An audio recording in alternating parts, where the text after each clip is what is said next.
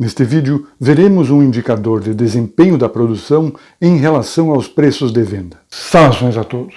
Uma questão que é de extrema relevância é sabermos qual é o desempenho da produção de hoje em relação aos preços de venda sendo praticados. Para muitos isso pode parecer fácil, mas os tradicionais indicadores de produtividade e eficiência podem não atender esta necessidade. Isto fica evidente se apenas lembrarmos que os tempos estimados para o custeio de mão de obra de cada produto pode sofrer alterações nas etapas de cálculo de preço de venda e de desenvolvimento para sua efetiva produção. Então, o propósito desse vídeo é apresentar um novo indicador de desempenho da produção em relação aos custos de mão de obra calculados. Antes, uma ressalva. Nas demonstrações que seguem, considero os tradicionais métodos de custeio com o cálculo de custo de mão de obra a partir do tempo padrão de produção de cada produto. Para iniciarmos nosso raciocínio, lembremos rapidamente dos procedimentos fundamentais tratados no vídeo Indicadores de Desempenho da Produção, onde está detalhado a matemática e os conceitos envolvidos para o cálculo de produtividade e eficiência. Este exemplo simplificado e resumido demonstra o cálculo para a obtenção dos tradicionais índices de produtividade. Primeiro, obtemos o tempo em minutos disponíveis para a produção, multiplicando a jornada diária pela quantidade de recursos disponíveis. Depois, obtemos os minutos produzidos multiplicando as unidades produzidas pelo tempo padrão de cada produto. Por fim, dividimos os minutos produzidos pelos minutos disponíveis, obtendo assim um índice, no caso 80 ou 80% de produtividade. No vídeo citado, vários outros detalhes e variações desses procedimentos estão demonstrados, como por exemplo, a mesma produção dia,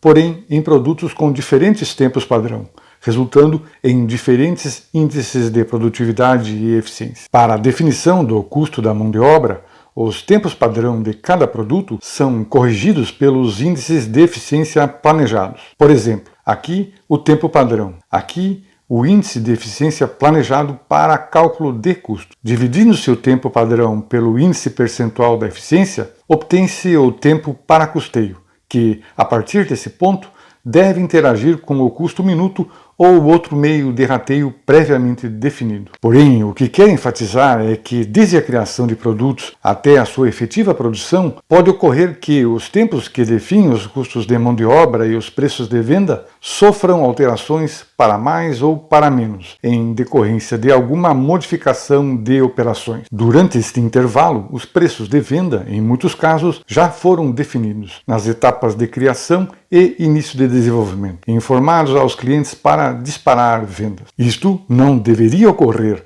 mas são eventos observáveis especialmente em produtos manufaturados, com grande quantidade e variedade de operações. Obviamente, para a apuração dos índices de eficiência e de produtividade em ocorrência na produção, os tempos padrão devem ser, e normalmente são, os tempos atualizados pelas últimas alterações. Porém, se os preços de venda calculados permanecerem inalterados, tendo origem em tempos padrão que agora são outros, qual será o desempenho da produção diária em relação aos preços praticados? Na maioria dos casos, não se observa nenhum indicador de desempenho neste aspecto. Uma das formas de se administrar esta questão é a criação de um novo indicador de desempenho, a partir dos tempos inicialmente estimados para custos, que permanecerão congelados enquanto não houver alterações de preço de venda. Para a tradicional apuração dos índices de produtividade e eficiência, serão utilizados os tempos padrão atualizados de acordo aos que efetivamente são os tempos das operações em ocorrência na produção. Isto é,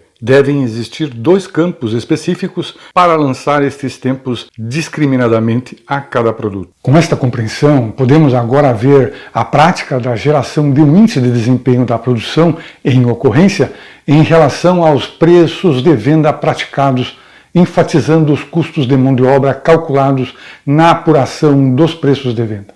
Aqui temos o tempo padrão estimado a ser corrigido por índice de eficiência planejado para custeio de mão de obra. Notem que este é o tempo por produto que pode sofrer variações até o início das vendas e da produção e deve permanecer congelado de forma integrada com o preço de venda praticado. Aqui temos a produção ocorrida em um dia. Aqui temos o registro da quantidade de pessoas efetivamente utilizadas para obter esta produção. Aqui temos a duração da jornada diária em minutos. Aqui temos a quantidade de pessoas calculadas pelo tempo empregado no cálculo de custo de mão de obra. Esta quantidade de pessoas é calculada multiplicando-se as unidades produzidas pelo tempo para custeio relativo a cada produto, dividindo o resultado pelos minutos da jornada diária. Aqui, as pessoas calculadas são subtraídas das pessoas efetivamente utilizadas para a produção. Se o resultado é negativo, significa que foram utilizadas menos pessoas que as previstas no custo de mão de obra. Se o resultado é positivo, significa que foram utilizadas mais pessoas que as calculadas no custo da mão de obra. Aqui temos esta avaliação entre pessoas utilizadas e calculadas de forma percentual. Esta análise deve ocorrer diariamente, o que torna possível análises de valores acumulados por semana, mês, semestre e ano. Desde o início dos anos 2000, tenho empregado esta técnica, tendo o indicador gerado se mostrado extremamente útil em evidenciar ocorrências, muitas vezes graves, que anteriormente não eram conhecidas ou administradas. Este indicador deve, idealmente, ser considerado juntamente com os tradicionais índices de produtividade, eficiência, absenteísmo e outros. Os resultados diários e acumulados podem ser demonstrados em uma tela única, na sua forma numérica, ou em gráficos, estilo dashboard, e impressos em uma única folha se necessário. Sobre o índice aqui tratado, cabe ainda uma ressalva final. O propósito desta análise não é somente avaliar o desempenho do pessoal direto na produção, mas também o desempenho do próprio setor de cronoanálise, em suas estimativas e atuação na produção, além dos setores de custo, RH, planejamento, desenvolvimento, vendas e abastecimento, que devem garantir o regular andamento da produção.